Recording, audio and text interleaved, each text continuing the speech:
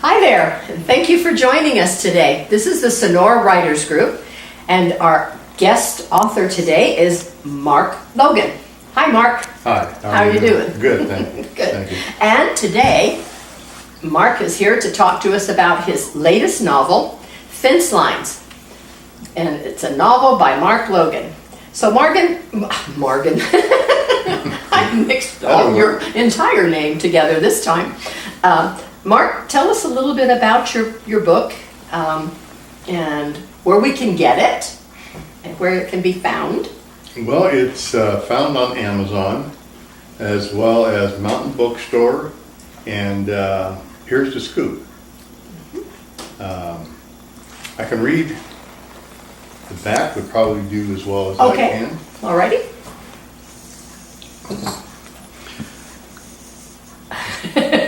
Fence Lines begins with our Protagonist. you can edit. Protagonist Mackenzie, exploring the idea of what if he had made other choices some 20 years earlier, when he and Jewel first stopped by the ranch to visit his father. Author Mark Logan takes his reader on a heartfelt journey of love and loss, regret and optimism, while holding our attention and affection for this extraordinary country family struggling with ordinary daily life with changing circumstances. I'm looking forward to reading more from this author. Very good. Just a little more here is the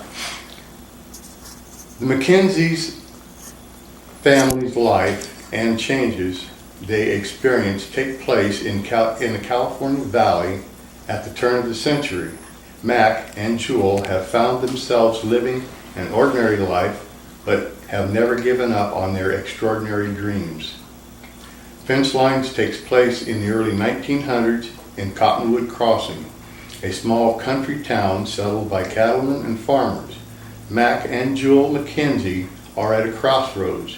Their children have grown. They begin wondering what could have been or what could be, when unforeseen circumstances take each family member in a different direction. Now they must decide what direction they are willing to take. With human kindness at its core, this is a story of love and loss, courage, ambition, and regrets. Very good. All right. So tell us a little bit from your perspective about Fence Lines. Where did it come from?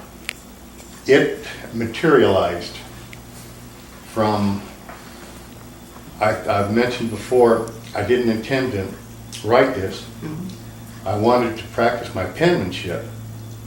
So I decided to write a paragraph about a guy fixing a fence. And by the end of the paragraph, somebody wrote up behind Mac, who didn't have a name at that time, and it turned out to be his son, telling him that breakfast was ready. And it just took off from there. I'll be darned. There you go. Yeah, it developed itself as much as anything. And you say that it's not a Western, No. and it's definitely not a cookie cutter Western. It's a real story that takes place right up in your head and comes out on the page, and you can tell that you have experienced some of these things yourself. Yeah, of course, I think that was probably the biggest part of being able to write what I did, was that past experiences, people, other things, came into my head while I was writing. The characters are a combination of several people that I know. And that the happenings, the things that happened in the story, I can relate to because there's been a lot of them that I've done myself. And I think that's probably why it was so easy. And by looking at you, we know it didn't happen in the 1900s. No. But you took it back to that period in time. Yeah. And put them on a ranch. Where do you envision this was? Was it up in northern California Valley, you say? Actually, it was further south towards the edge of the foothills in California. Okay. And I picked the turn of the century because to me that's a simple time. Not a lot of complications. The emotions and stuff were as complicated then as they are now. But life seemed easier, and Yeah. the characters were easier to develop, I guess, or develop themselves or something. Well, it's a great story.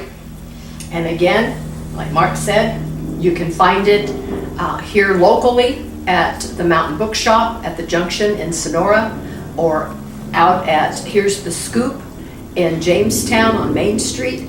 And you can find it, of course, on Amazon and Kindle. Thank you. Say bye, Mark. Bye. Bye.